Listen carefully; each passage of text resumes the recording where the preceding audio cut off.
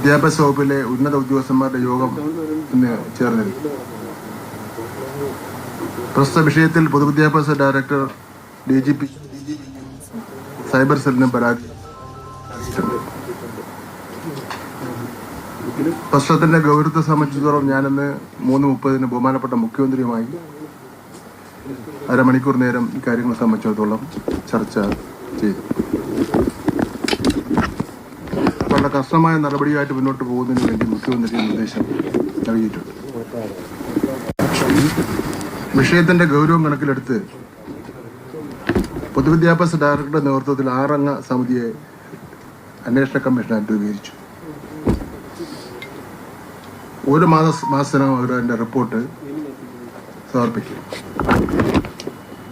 അതോടൊപ്പം തന്നെ പോലീസിന്റെ നേതൃത്വത്തിലുള്ള അന്വേഷണവും നടക്കും. പൊതുവിദ്യാഭ്യാസ വകുപ്പ് അഡീഷണൽ സെക്രട്ടറി മീനാംബിക, പൊതുവിദ്യാഭ്യാസ വകുപ്പിലെ വിജിലൻസ് ഓഫീസർ, അദ്ദേഹം അഡീഷണൽ ഡയറക്ടർ കൂടിയാണ് Shibu, Pareeksha Bhavan joint commissioner Girish Cholayil, higher secondary academy വിഭാഗം joint director Shajida, deputy director QIP Dhanya എന്നിവരാണ് സമിതി അംഗങ്ങൾ. സമിതി അംഗങ്ങൾ ആഭ്യന്തര അന്വേഷണം നടത്തി 1 മാസത്തിനകം റിപ്പോർട്ട് പൊതുവിദ്യാഭ്യാസ മന്ത്രിക്ക് സമർപ്പിക്കുന്നതിന് വേണ്ടിയുള്ള നിർദ്ദേശമാണ് കൊടുത്തിട്ടുള്ളത്.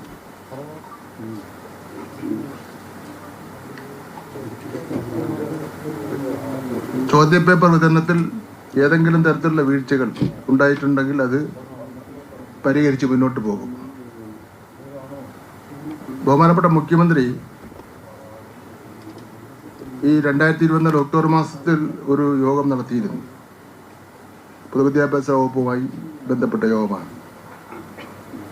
ആ യോഗത്തിൽ 8ാം ക്ലാസ്സിലെ മിനിമം സബ്ജക്റ്റ് മാർക്ക് കാര്യം ഇംപ്ലിമെന്റ് ചെയ്യുന്നതിനെ സംബന്ധിച്ചുള്ള SART തയ്യാറാക്കിയ രേഖ ചർച്ച ചെയ്തതിനു വേണ്ടി കൂടിയ യോഗമാണ്.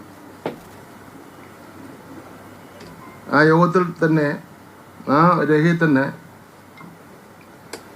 പരീക്ഷ നടത്തിപ്പിനെ സംബന്ധിച്ചിടത്തോളം ചില പുതിയ കാര്യങ്ങൾ രേഖപ്പെടുത്തിയിട്ടുണ്ട്. അധ്യാപക സംഘടനകളുമായിട്ട് 1 റൗണ്ട് ചർച്ച നടത്തി. അതിനെ സംബന്ധിച്ചിടത്തോളം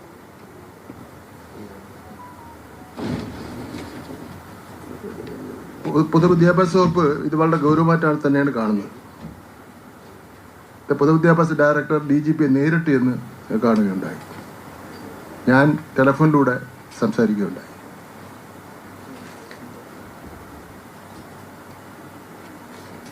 ഇത് ഈ ടേം പരീക്ഷ എന്ന് പറയുമ്പോൾ ഇവിടെ ഇരിക്കുന്നവർക്ക് എല്ലാവർക്കും അറിയാം,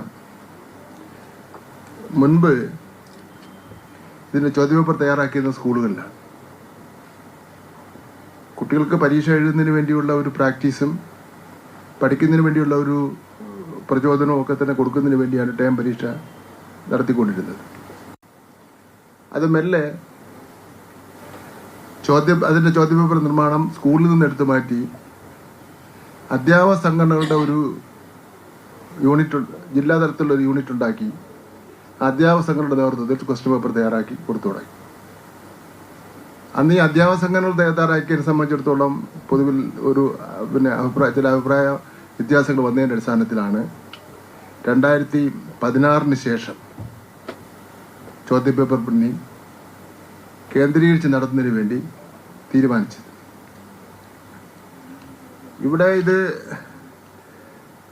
SSLCക്ക് പരീക്ഷ ചോദ്യപേപ്പർ തയ്യാറാക്കുന്ന ആ രീതി തന്നെയാണ് പിന്തുടർന്ന് വരുന്നത്. പിന്നെ അത് കുറച്ചുകൂടെ ഗൗരവത്തോടുകൂടിയാണ് SSLCയുടെ പരീക്ഷയുടെ രഹസ്യ സ്വഭാവം കാത്തുസൂക്ഷിക്കുന്ന കാര്യത്തിൽ കുറച്ചുകൂടെ ഗൗരവത്തോടുകൂടി നടക്കുന്നുണ്ട്. ഇവിടെ എന്ന് വെച്ചാൽ